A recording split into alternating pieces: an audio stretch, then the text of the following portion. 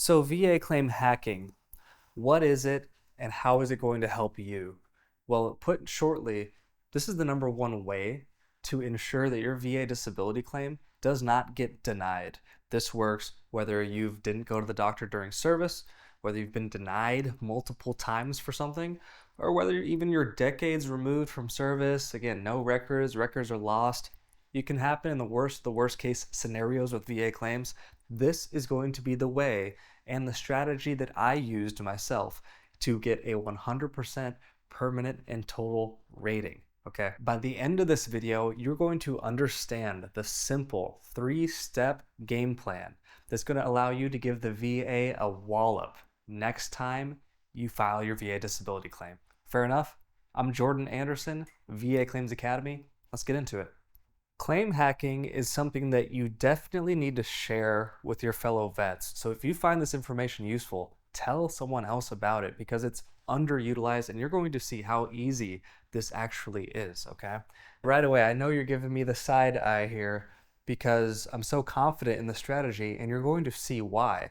Really, when you implement what I'm about to teach you, and again, all you have to do is watch to the end of this video. I'm going to break it down so you'll have no choice but to understand it. It's going to feel like you're getting an unfair advantage against the VA. You might even feel bad for the VA. Who knows? How do I know that this works? Well, again, here's an email from just last week. This gentleman won his 100% VA rating and is not even a client. Usually I show you, a bunch of client wins for the week at the beginning of some of these videos here.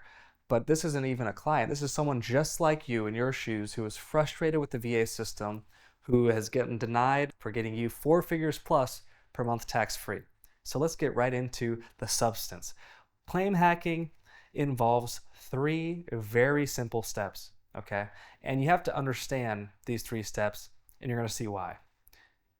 Whenever your VA disability claim is on the VA rater's desk, it comes across the desk, all claim hacking is me deconstructing and getting in the VA rater's mindset.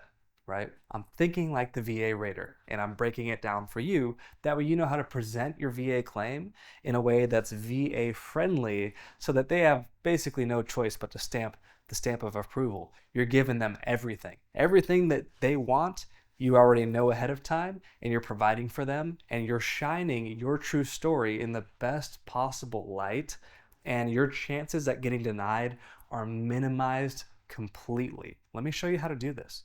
Right here we have 3 separate colored circles here. And what this corresponds to is the 3 steps.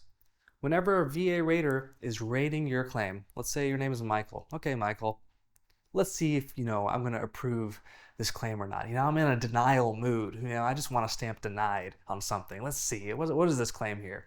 Okay, Michael is claiming IBS, right? So for IBS, I'm going to look immediately. If I'm looking to deny you, what's the first thing I look for?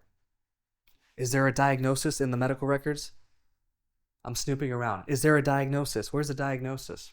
I'm looking to see if you even have IBS on record, on paper. Not if you're saying you have IBS, but if a medical professional has diagnosed you with IBS. So that makes the first step in this 3-step process of claim hacking, and you're going to see how this all comes together to where you can mix and match to where it doesn't matter what step you are in, you're going to be able to decide and decipher your decision letter immediately and know what you need to do moving forward. The first step is a diagnosis. Do you have a diagnosis? If you don't have a diagnosis, what is there to compensate you for? Okay, I'm going to get compensated for what? There's nothing. IBS might exist in reality, but if it doesn't exist on paper, you're not going to win in a bureaucratic process. You're tracking so far. I know you are. By the way, if you're getting value from this, hit the like button in this video. What's the next thing? I'm trying to deny you, Michael. What's the next thing? Okay, wow, shoot, darn. He has a diagnosis. All right, he passed that test. What's the next part for deciding if I'm going to compensate you or not for a service-connected condition? I just gave you a big hint there. Number 2, okay, he's got it diagnosed. That's fine. I don't even know if it's connected to service or not, though. Is this service related? So number 2, I'm going to put SC, which stands for service connection. This is where 80, maybe 90% of us vets get our claim absolutely bam, denied. Got him. I don't see complaints. How many times have you seen this? I don't see complaints in your medical records from in service. Yes, I see that you're currently diagnosed with IBS, but I don't see any medical records or complaints in service. Now I know what you're thinking. Jordan, they told me not to go to the doctor during service. They would get on me, with going to the doctor. No one went to the doctor during service. That's still fine, okay? That's still fine. I'll tell you, that's why most vets come to us and they're denied. They're denied for multiple decades. They have zero medical evidence in their records. That can be made up for, okay? But just to let you know, you watching this right now, you are most likely denied because they know that you have a disability. However, they don't believe that it's connected to your service. That's most likely your scenario right now. I'm going to go over how to fix that here at the end, but let's move on to the third step so you can get the full big picture first. Okay, let's say Michael has the service connection bit. He passes. Again, I'm in a denial mood here. Okay. Wow, okay, he's got a diagnosis. All right, I concede it's connected to service, but maybe it's not that bad, right? Maybe it's just mild IBS. Maybe I can get away with giving him a 0% rating. Technically still service connected, but maybe just really not severe. That's the third component. And I'm going to show you here in a second, but this is progressive, okay? So if you don't have a diagnosis, does it matter to the VA at all how severe your back pain is, how severe your migraines are, how severe your PTSD is? They don't care. Unless they're treating you, your treating doctor cares. Your VA rater doesn't care how severe your condition is unless they first see that it exists on paper and they believe that it's connected to your service. Does that make sense? So this is the logical sort of troubleshooting process. This is called claim hacking. I'm going to show you how important this is because there are tools that correspond to each step that you can actually deploy depending on where you're at and how you got denied in this process. But you need to understand this first. Why? Because this is going to allow you to gain key insights from your denial letter, right? The VA is very kind of vague with their denial letters. It's a lot of cookie cutter, boilerplate language where they kind of send it to everybody. But there's some hints in your denial letter that now that you've seen this first part of the video, you're going to be able to determine, okay, what was I missing? Oh, they said that I have a diagnosis for back pain, but I don't have any recent treatment. They're saying that it's not an ongoing issue. These are hints, vets. These are hints. The VA is telling you how to win. Okay? They're telling you exactly what they want from you to approve you. This is so key. Oh, I got chills.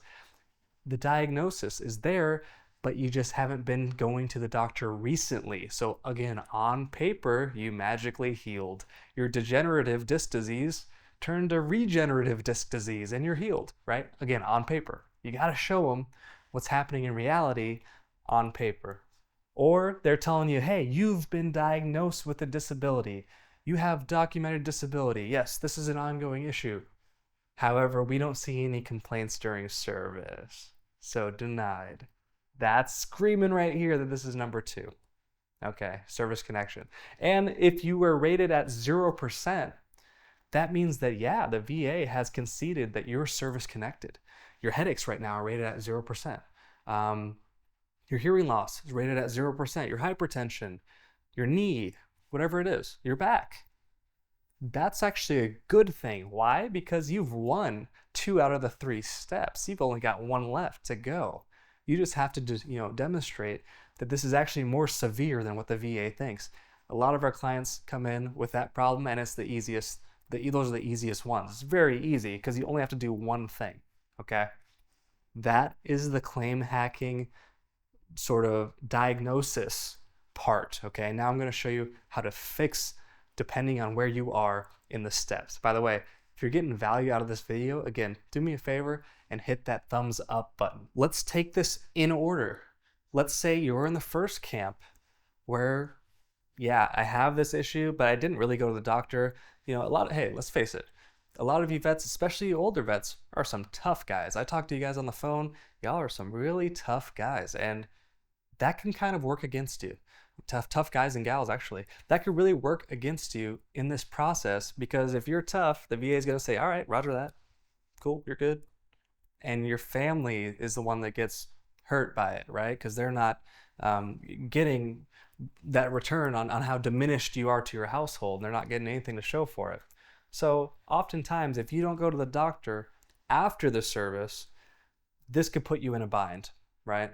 We get it. I understand. During the service, no one went to the doctor. But now, if you're serious about the VA claims process and you want to set the record straight, I don't care. Suck it up. You got to go to the doctor. Okay, this is a paperwork process. You can't try to fight the VA on your terms. This is their game.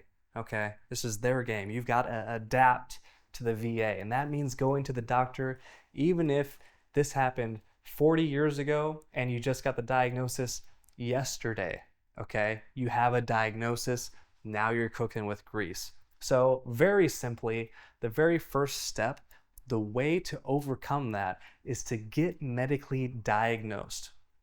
What are some common pitfalls with this, right? Some common friction points, if you will, for getting diagnosed. Well, one of those is, hey, I've been seeing my VA doctor, or I've been seeing my private doctor, and they just don't seem to think that it's an issue, or they refuse to diagnose me. Okay, this can happen. If this is you, I recommend going to vadisabilitydoctors.com. These are doctors who specialize in the VA claims process, in getting things medically diagnosed, medically documented, and even getting things service connected, which we're going to talk about next, for veterans. So I'm gonna leave the link to that in the description below, as well as in the pinned comment. That's straightforward. Get a medical diagnosis, okay? Confirm it with your own two eyes, because a lot of times doctors will tell you you have something, but then you look in your medical records and something generic and boilerplate is actually written down. So again, trust but verify. So number two, this is, again, 90% of us, 80% of us plus. What happens if you were denied service connection? This is a big one. Typically, this means that you, one, weren't diagnosed during your military service, or two, you were diagnosed during active duty. However, it's been too much time between your diagnosis and the time you're claiming, and the VA is filling that time gap with their own imagination of what went on, right? That could be bad for you. Either way, the easiest way to get over and turn denials, even if you've been denied 100 times, I don't care. If you've been denied 100 times for this condition, it's still fixable. The easiest way to fix it is with a nexus letter. A nexus letter is a doctor's note stating that it's at least as likely as not that your medical condition is related to your military service, okay? Or in a secondary claim, which is outside the scope of this video, you can watch a couple of videos ago as I break that down. That could also be that your new, condition that you're looking to win service connection for is related to a condition that you're already rated for at 0% or higher. An example of that would be my IBS causes me some mental troubles, right? Okay, or my back pain is causing me some depression because, back pain sucks, right? So a nexus letter would be a key tool to deploy right here. If you are one of the 80 to 90% of us that has a denial because of service connection due to lack of the medical records, a nexus letter, again, is from a doctor, right? So this counts as medical evidence. So think about how much of a blessing that is, that, hey, even though I didn't go to the doctor during service, there's no time travel, Back to the Future that you can do for that, right? But thank goodness now I'm able to, hey, it might cost me or it might be a pain in the butt to get, but at least now I can fill that gaping hole of medical evidence in my VA claim, which is causing it to collapse in on itself. I can fill that and plug that with nexus letters that could help bridge the gap and get you that VA rating you deserve. Now, nexus letters are particularly powerful and are synergistically used in tandem here with personal statements. I'm going to abbreviate to PS, okay? A personal statement is lay evidence. So we have medical evidence now, which is your nexus letter or your, service treatment records, also your VA treatment records, or your private medical records, which show that this is an ongoing issue still recently, right? I'm talking the last 4 months or so. Your medical evidence is covered. You're good to go. But you got to have personnel evidence as well, right? So when you file your claim, what's the things that they ask you for? They ask you for your DD-214.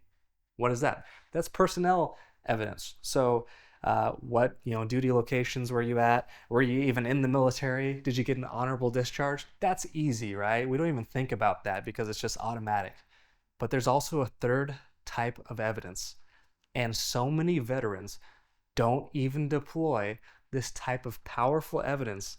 So they're only using 2 out of 3 weapons available, right? So you're talking about a 33% loss of power just by using 2 out of those 3. You got to deploy a personal statement. This is called lay evidence. You as a lay person get to actually weigh in on this key document where every word counts and give your side of the story.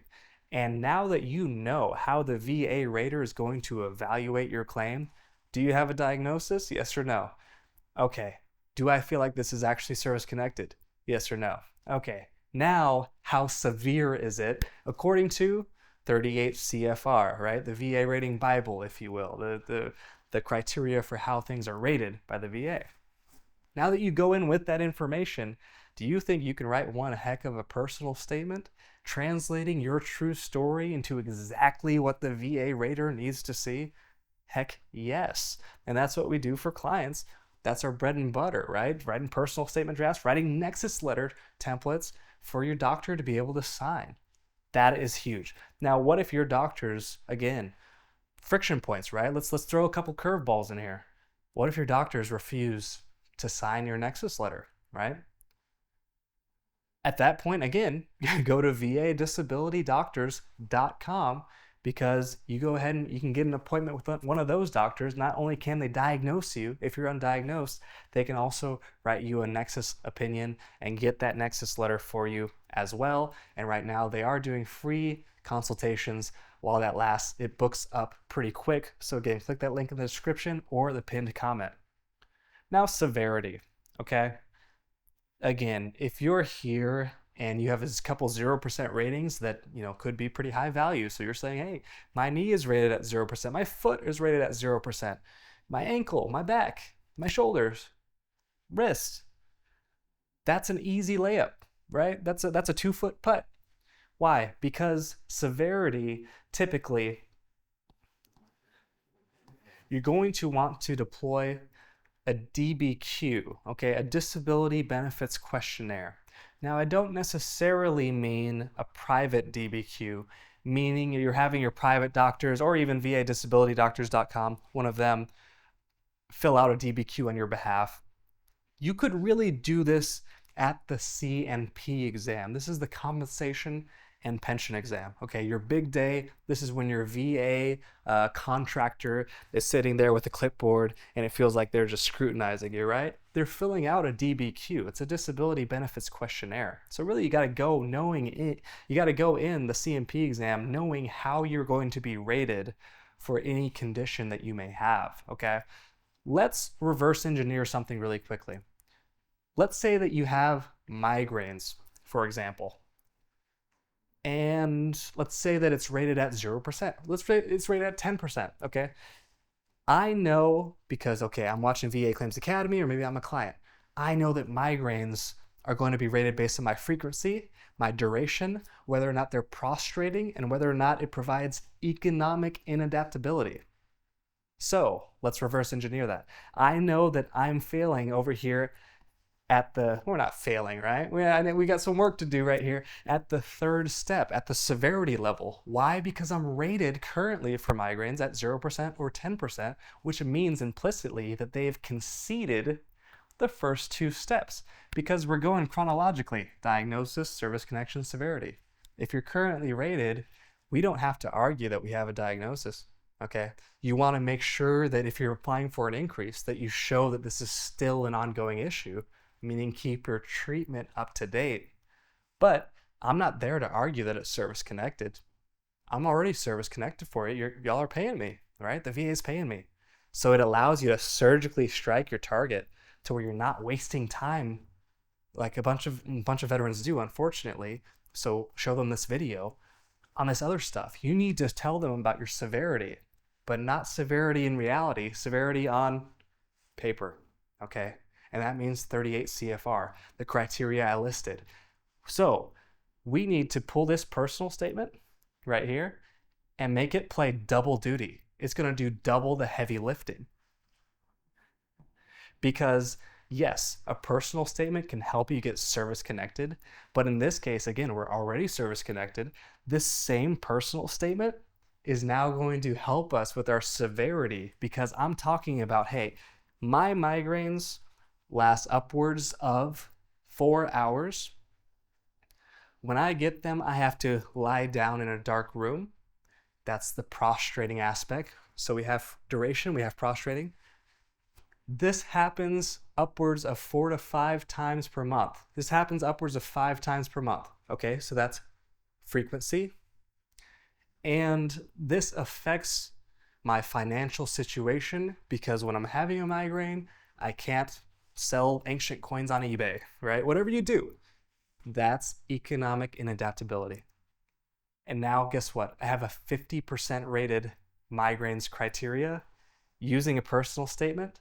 And now I'm offering that personal statement to the C&P examiner so that they can fill out their DBQ and upgrade that severity. Fellow vets, if this is helping out, please hit that like button for me, because this is going to help out so many of us here in 2025. Again, we've got to do this before it's too late. There's a lot of changes happening right now with the VA, and you'd much rather fight the enemy you know versus the enemy you don't know, right? So right now we know how the rating criteria is working. You want to act soon. So what do you need to do to even start this process off? If you're watching me right now saying, Jordan, that's kind of me, I feel like I'm underrated, the first thing you're going to want to do is go to va.gov and open up what's called an intent to file. If you don't want to do that yourself, it's a very easy process online. But for instance, maybe your hands are hurt, you don't want to do this yourself, you can't do it yourself, you can go to your local VSO, your local VA representative office, and they can do this for you. When you open your intent to file, it's going to give you a whole 1-year window to finish filing your VA disability claim. So not getting a decision, but you have a whole year to file your VA disability claim. Guess what happened when you do that intent to file? This locks in your back pay date. Okay, so you're talking about backdated pay from the day you started watching this video. So even if you file your VA disability claim 360 days from now, you're going to accrue all this time of back pay and you won't lose your place in line. Okay, so that's hugely important. Do that after this video. Just to summarize, claim hacking is simple. It's a breakdown of the 3-step thinking process of your VA rater. When you think like a rater, you can give the rater exactly what they want before they even ask for it, and that's what makes a simplified, clean, streamlined claim that's easy to rate. It could go faster than your peers because they have everything they need, right? They're not getting delayed, and you have a much higher chance at getting it actually approved, even if it's been decades. What's the first thing we need? A medical diagnosis for whatever condition that you're claiming. Secondly, we need to prove, or at least, have a compelling sort of case for service connection. The best way to do this, especially if you don't have diagnoses in your medical records from service, hey, let's be honest, almost none of us do, a nexus letter, okay? Combined with a personal statement. Again, I write personal statements for clients, personal statement drafts for clients all the time. That's our bread and butter, as well as Nexus letter drafts. So you can go to VA Disability doctors.com if you can't have your doctors sign a Nexus letter for you, okay? And definitely visit VA Claims Academy, first link in the description below, okay? The next is severity. Now that we know we have a diagnosis, we know it's service connected, how severe is this? How much money do I pay you now that I know that I'm kind of paying you here? And that's severity. That's with the DBQ, sorry about the mess here, as well as a personal statement, because personal statements are so versatile, they can play double duty for steps 2 and steps 3. Fellow vets, I really hope this helped you out. 2025 is going to be the year that you take control of your VA claim and get the rating you deserve. Cheers.